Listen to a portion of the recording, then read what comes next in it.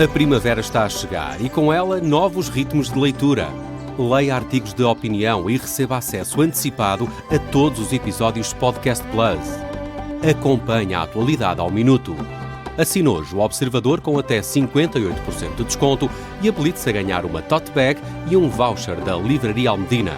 Tudo em observador.pt.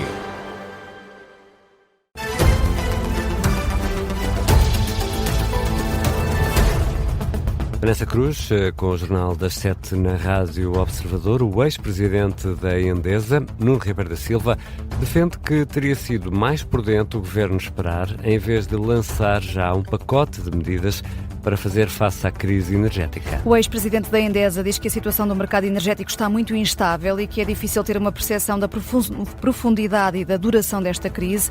Nuno Ribeiro da Silva diz ainda que o Governo, se estivesse esperado, era mais fácil perceber os apoios necessários para mitigar os impactos. O que é que muda com o que foi aprovado hoje pelo Governo? As empresas que comercializam eletricidade e gás passam a ser obrigadas a fazer contratos com preço fixo durante um ano em regiões com mais de 200 mil habitantes. E quem não pagar as faturas em períodos de maior consumo, a energia não pode ser cortada. O ex-presidente da Endesa afirma que esta medida pode trazer problemas no futuro. Todo o processo de recuperação dessas dívidas que se possam acumular, não sabemos, lá está, se é por um mês, se é por 2 meses, se é por 3 meses que esta medida vai vigorar, vai criar também depois um acumulado de dívida por parte das famílias, eventualmente por parte das empresas, pode vir a dificultar no futuro as famílias efetivamente regularizarem a situação. Os avisos do ex-presidente da Endesa, Nuno Ribeiro da Silva, entrevistado pelo jornalista Francisco Marques. Com estas novas regras, se no limite os fornecedores de eletricidade tiverem de interromper o serviço, antes disso têm de garantir a potência mínima de luz aos consumidores. A Rádio Observador contactou a EDP, que não quis reagir. Foi aprovada também hoje pelo Governo uma nova proposta de lei do retorno. A ideia é agilizar a deportação de imigrantes ilegais. O Governo quer, por exemplo, rever os critérios que impedem a expulsão de imigrantes ilegais e impedir que o recurso ao asilo possa ser uma espécie de expediente dilatório. Outra das medidas é o alargamento dos prazos em que os imigrantes podem ficar detidos em centros de instalação temporária. Nesta altura a lei prevê 2 meses, o Governo sugere que passem a ser 6, que podem ser prolongados por mais 6 meses. A ex-administradora municipal da Câmara Municipal de Lisboa, Mafalda Guerra Livermore, desfiliou-se do Chega, isto depois do coro de críticas, tanto da direção nacional do partido como da opinião pública. Sai do partido na sequência da polémica levantada por uma reportagem que revelou que a militante do Chega arrendava casas sem condições e sem recibo a imigrantes sem documentos. Foi a própria ex-administradora municipal, a namorada do vereador do Chega na Câmara de Lisboa, Bruno Mascarenhas, a anunciar a saída do partido. Fê-lo numa publicação privada nas redes sociais a que o Observador teve acesso. Sem abordar diretamente a polémica, Mafalda Guerra Livermore explica que a decisão não foi tomada de ânimo leve e assegura que marca um ponto final na vida política ativa. Este caso, Livermore criou mal-estar dentro do Chega, ao ponto da deputada Rita Matias pedir que Bruno Mascarenhas, o vereador eleito por Lisboa pelo Chega, se demitisse do Executivo Municipal de Lisboa. Bruno Mascarenhas continua no Executivo. A desfiliação de Mafalda Guerra Livermore acontece depois de ter sido exonerada de funções pelo Presidente da Câmara Municipal de Lisboa. Carlos Moedas justificou a decisão com uma quebra de confiança institucional.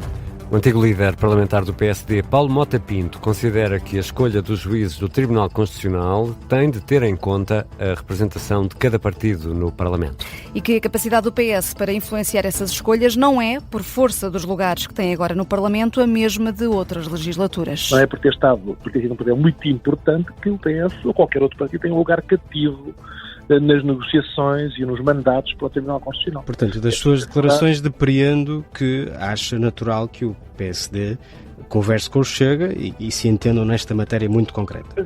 Eu acho normal que se tenha em conta as circunstâncias políticas de cada momento. Não é? É o que defende Paulo Mota Pinto, convidado desta semana da Vichy Soase, o programa da secção de política do Observador. O antigo líder do PSD no Parlamento foi também confrontado com a crítica de Pedro Passos Coelho à falta de ímpeto reformista do atual governo, é pelo menos esse o entendimento do antigo primeiro-ministro. Ora, Paulo Mota Pinto compreende essa crítica? Quando o primeiro-ministro diz que estamos a transformar Portugal, com toda a franqueza, enfim, eu acredito que essa seja a sua intenção, é essa a vocação do PSD, e o eleitorado do PSD quer isso, mas é preciso também fazer mais para mostrar isso. Certos de uma entrevista a Paulo Mota Pinto, que já pode ouvir na íntegra em observador.pt. E há outras notícias a marcar a tarde desta quinta-feira. Morreu Silvino Louro, antigo guarda-redes internacional português do Benfica, jogou também no Porto e marcou presença na seleção. Foi adjunto de José Mourinho durante mais de década e meia em clubes como o Porto, o Chelsea, o Inter de Milão, o Real Madrid e o Manchester United. Silvino, era assim que era conhecido, tinha 67 anos, não resistiu a uma doença prolongada. E já daqui a pouco há futebol, aqui na Rádio Observador. O Futebol Clube do Porto joga com o Stuttgart da segunda mão dos oitavos de final da Liga Europa. Está em vantagem na eliminatória. O Porto ganhou na Alemanha por 2-1. O Ricardo Loureiro já está no Estádio do Dragão. Ricardo, vamos a essas escolhas de Francesco Farioli para este jogo. É o mesmo 11 de há 8 dias no sudoeste germânico. Porto com Diogo Costa, Alberto Costa, Zaidu, Tiago Silva e Bednarek, Pablo Rosário, Rodrigo Mora e Fofana, Sainz, William Gomes e Moffi. O árbitro é o britânico Anthony Taylor. O jogo avança às 8 da noite. Até já. Até já, Ricardo. Estão as escolhas aqui elencadas pelo Ricardo Loureiro, que vai estar no relato desta partida. O jogo arranca às 8 da noite, emissão especial na Rádio Observador, logo depois das 7h30. Benjamin Netanyahu está, neste preciso momento, a dar uma conferência de imprensa. É a segunda vez apenas, desde o início da guerra, que o primeiro-ministro de Israel presta declarações à imprensa internacional. Vamos dar-lhe conta ao longo da noite informativa e também em observador.pt. A primavera começa amanhã, com ela traz o pólen. Durante os próximos dias vai haver uma maior concentração de pólenes na atmosfera, sobretudo no Alentejo, no Algarve e em Lisboa, com risco elevado a moderado. A Rádio Observador falou com Ana Castro Neves, é médica especialista em imunoalergologia, alerta para alguns comportamentos a evitar para prevenir as alergias nos próximos dias. Praticar desportos ao ar livre e estar em ambientes do exterior, sobretudo de manhã, quando há uma maior libertação de pólenes para a atmosfera. Evitem arejar habitualmente a casa com as portas e as janelas, devem ser mantidas fechadas para evitar a entrada dos pólenes para o ambiente interior de casa. Devem ser utilizados filtros de partículas nos carros quando estão a conduzir e evitar conduzir com as janelas fechadas. Devem ser utilizar óculos escuros fora de casa para proteger os olhos. Ana Castro Neves, médica alergologista, foi entrevistada pelo jornalista Ricardo Lopes, com um vasto leque de recomendações e ainda mais esta recomendação: evitar espaços com relva ou meter a roupa a secar ao ar livre. A primavera começa amanhã. É preciso ter cuidado com as alergias, também Ricardo. Não dá porque vai chover, portanto não dá para pois estender. Não. Ao menos isso. Só dentro de casa. A primavera chega às 14h45, 14:45 amanhã. Se ouvir assim um barulho estranho, é a primavera a chegar.